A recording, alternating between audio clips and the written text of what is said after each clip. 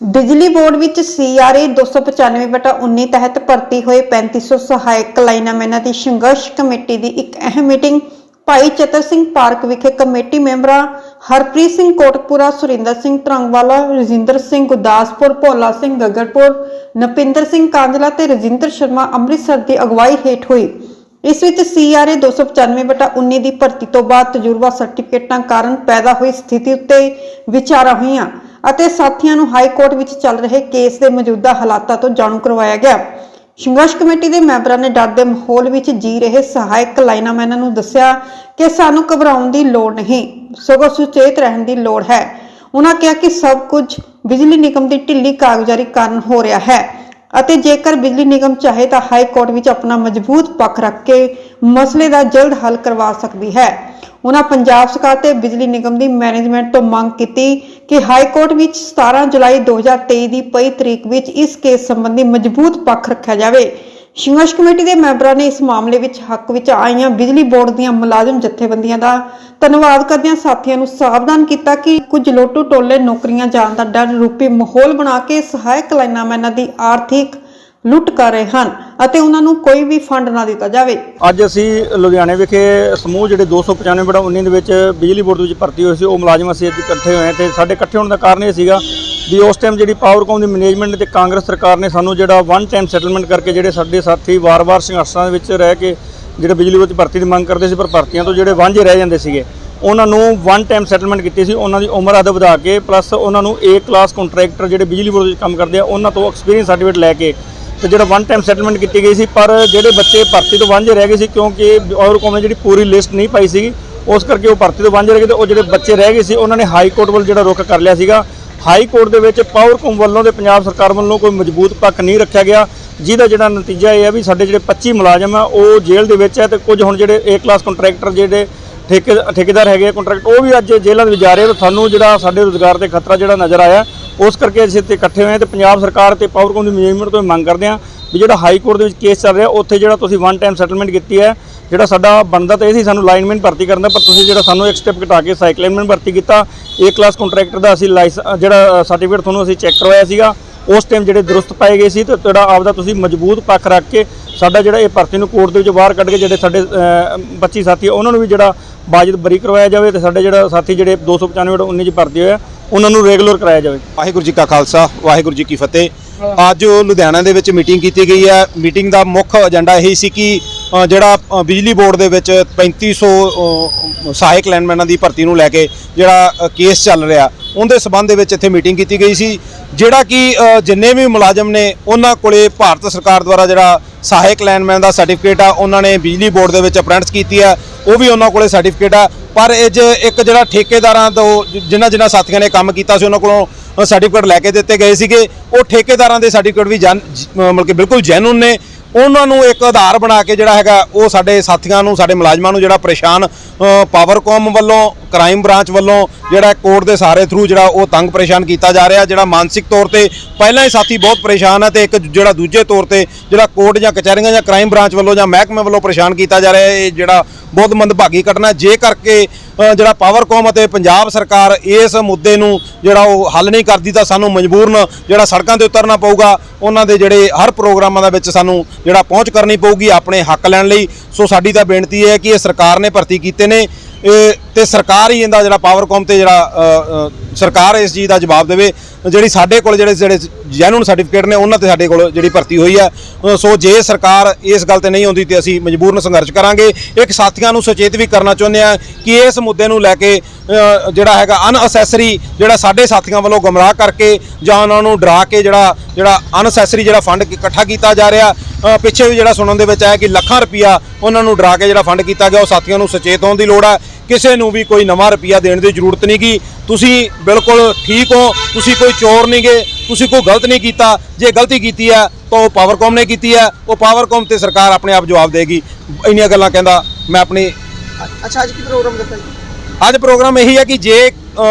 मान लो सरकार या पावरकॉम अपना मजबूत पक्ष ਸਾਡੀ ਭਰਤੀ ਨੂੰ ਲੈ ਕੇ ਨਹੀਂ ਕਰਦੀ ਤੇ ਆਉਣ ਵਾਲੇ ਦਿਨਾਂ ਵਿੱਚ ਇਸੇ ਸੰਘਰਸ਼ ਨੂੰ ਹੋਰ ਤਿੱਖਾ ਕਰਾਂਗੇ। ਮੀਟਿੰਗ ਆ ਜੀ ਇਹ ਮਤਲਬ ਕਿ 295/19 CRA ਇਹਦੇ ਜਿਹੜੇ ਸਾਡੇ ਭਰਤੀ ਸਾਡੇ ਸਾਥੀ ਹੋਏ ਸੀਗੇ 2020 ਦੇ ਵਿੱਚ 3500 ਸਹਾਇਕ ਲਾਈਨਮੈਨ ਉਹ 71 ਹੋਏ ਸੀਗੇ,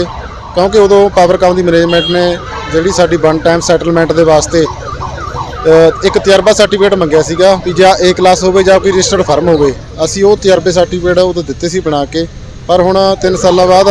ਉਹ ਜਿਹੜੀ ਪੰਜਾਬ ਸਰਕਾਰ ਵੱਲੋਂ ਜਿਹੜੀ ਇੱਕ ਵਿਜੀਲੈਂਸ ਜਾਂਚ ਬਿਠਾਈ ਗਈ ਆ, ਹਾਈ ਕੋਰਟ ਦੇ ਵਿੱਚ ਕੇਸ ਚਲਿਆ ਗਿਆ ਸੀਗਾ ਤੇ ਸਾਡੇ 35 ਸਾਡੇ ਸਾਥੀ ਜਿਹੜੇ ਉਹ ਵਿਜੀਲੈਂਸ ਨੇ ਮਤਲਬ ਕਿ ਜੇਲ੍ਹ ਦੇ ਵਿੱਚ ਬੰਦ ਕਰ ਦਿੱਤੇ ਨੇਗੇ। ਸੋ ਮੈਂ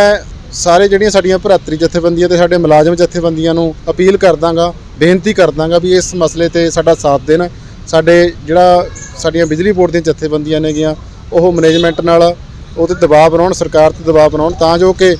ਜਿਹੜਾ ਸਾਡੇ ਨਾਲ ਉਦੋਂ ਜਿਹੜਾ ਸਾਨੂੰ ਭਰਤੀ ਕਰਨ ਵੇਲੇ ਸਾਡੇ ਤੋਂ ਜੋ ਕੁਝ ਮੰਗਿਆ ਸੀਗਾ ਅਸੀਂ ਦਿੱਤਾ ਸੀਗਾ, ਅਸੀਂ ਬਿਲਕੁਲ ਸਹੀ ਹਾਂ, ਅਸੀਂ ਨਿਰਦੋਸ਼ ਹਾਂਗੇ ਤੇ ਜਿਹੜੀ ਸਾਡੀ ਇਹ ਭਰਤੀ ਆ ਇਹਦੇ ਤੇ ਕੋਈ ਆਂਚ ਨਾ ਆਵੇ। ਅੱਜ ਭਾਈ ਚਤਰ ਸਿੰਘ ਪਾਰਕ ਵਿਖੇ ਸੂਬਾ ਪੱਧਰ ਦੀ ਇੱਕ ਮੀਟਿੰਗ ਆ ਜਿਹੜੀ 295/19 CRA ਆ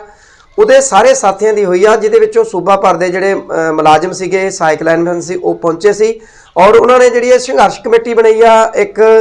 ਇਸ ਮਸਲੇ ਨੂੰ ਹੱਲ ਕਰਨ ਲਈ, ਕਿਉਂਕਿ ਇਹਦੇ ਵਿੱਚ ਜਿਹੜਾ ਮਸਲਾ ਪੈਦਾ ਹੋਇਆ ਤਜਰਬਾ ਸਰਟੀਫਿਕੇਟਾਂ ਦੇ ਕਰਕੇ ਕੁਝ ਸਾਥੀਆਂ ਦੇ ਜੇਲ੍ਹਾਂ ਵਿੱਚ ਜਾਣ ਦਾ, ਉਸ ਦੇ ਉੱਤੇ ਜਿਹੜੀਆਂ ਵਿਚਾਰਾਂ ਸਾਂਝੀਆਂ ਹੋਈਆਂ ਨੇ ਤੇ ਵੱਖ-ਵੱਖ ਜਿਹੜੇ ਸਾਥੀ ਜ਼ਿਲ੍ਹਿਆਂ ਦੇ ਵਿੱਚੋਂ ਆਏ ਸੀ ਉਹਨਾਂ ਦੇ ਵਿਚਾਰ ਵੀ ਲੈ ਗਏ ਨੇ। ਤੇ ਇੱਥੇ ਅਸੀਂ ਇੱਕ ਕਿਉਂਕਿ ਅੱਜ ਜੋ ਗੱਲ ਸਾਹਮਣੇ ਸਾਫ਼ ਹੋ ਗਈ ਆ ਕਿ ਅੱਜ ਸਾਥੀਆਂ ਨੇ ਕਰੋ ਜਾਂ ਮਰੋ ਦੀ ਨੀਤੀ ਦੇ ਤਹਿਤ ਇੱਕ ਤਰ੍ਹਾਂ ਦਾ ਐਲਾਨ ਕਰ ਦਿੱਤਾ ਕਿ ਅਸੀਂ ਆਪਣੇ ਰੁਜ਼ਗਾਰ ਨੂੰ ਬਚਾਉਣ ਲਈ, ਕਿਉਂਕਿ ਜਿਹੜਾ ਸਾਡਾ ਸੰਵਿਧਾਨਕ ਹੱਕ ਸੀ ਉਸ ਨੂੰ ਬਚਾਉਣ ਦੇ ਲਈ ਅਸੀਂ ਕਿਸੇ ਵੀ ਹੱਦ ਤੱਕ ਜਾ ਸਕਦਾ ਤੇ ਉਸ ਦੇ ਤਹਿਤ ਸਾਥੀਆਂ ਨੇ ਜਿੱਥੇ ਜਿਹੜੇ ਪਾਵਰਕਾਮ ਦੇ ਵਿੱਚ ਵੱਖ-ਵੱਖ ਜਥੇਬੰਦੀਆਂ ਨੇ ਜਿਨ੍ਹਾਂ ਦੇ ਵਿੱਚ ਸਾਡੇ ਜਿਹੜੇ ਸਾਥੀ ਇਸ ਵਕਤ ਕੰਮ ਕਰਦੇ ਨੇ ਉਹਨਾਂ ਨੂੰ ਅਪੀਲ ਕੀਤੀ ਗਈ ਹੈ ਕਿ ਉਹ ਆਪਣੀਆਂ ਜਥੇਬੰਦੀਆਂ ਨੂੰ ਸਰਗਰਮ ਕਰਨ ਇਸ ਮੁੱਦੇ ਨੂੰ ਦੇ ਜਲਦੀ ਹੱਲ ਲਈ, ਕਿਉਂਕਿ ਇਹ ਮੁੱਦਾ ਜਿਹੜਾ ਬੜਾ ਗੰਭੀਰ ਆ। ਇਹ ਪਾਵਰਕਾਮ ਦੀ ਮੈਨੇਜਮੈਂਟ ਵਿਜੀਲੈਂਸ ਦੇ ਨਾਲ ਜਿਹੜੇ ਜਿਨ੍ਹਾਂ ਨੇ ਇਹ ਕੇਸ ਲਗਾਇਆ ਸੀਗਾ ਵੀ ਸਾਡੀ ਭਰਤੀ ਨਹੀਂ ਹੋਈ ਤੇ ਦੂਜਿਆਂ ਦੀ ਭਰਤੀ ਹੋਊਗੀ, ਉਹਨਾਂ ਦੇ ਵਿਚਕਾਰ ਆ। ਤੇ ਮਾਮਲਾ ਵੀ ਥੋੜਾ ਦੱਸ ਦਿੰਦੇ ਆ ਕਿ ਬੀਤੇ ਦਿਨੀ ਜੋ ਇਹ ਭਰਤੀ ਹੋਈ ਸੀ ਉਸ ਦੇ ਵਿੱਚ ਤਜਰਬਾ ਸਰਟੀਫਿਕੇਟਾਂ ਦੇ ਨੰਬਰਾਂ ਦੇ ਚੱਲਦੇ ਕੁਝ ਜਿਹੜੇ ਬਹੁਤ ਸਾਰੇ ਸਾਥੀ ਸੀਗੇ ਉਹਨਾਂ ਨੇ ਇੱਥੇ ਭਰਤੀ ਲਈ ਆ ਤੇ ਪਰ ਉਹਨਾਂ ਦੇ ਉੱਤੇ ਤਜਰਬੇ ਸਰਟੀਫਿਕੇਟਾਂ ਦੇ ਕਿਤੇ ਨਾ ਕਿਤੇ ਕਿੰਤੂ ਪ੍ਰੰਤੂ ਹੋਈ ਆ। ਕੋਈ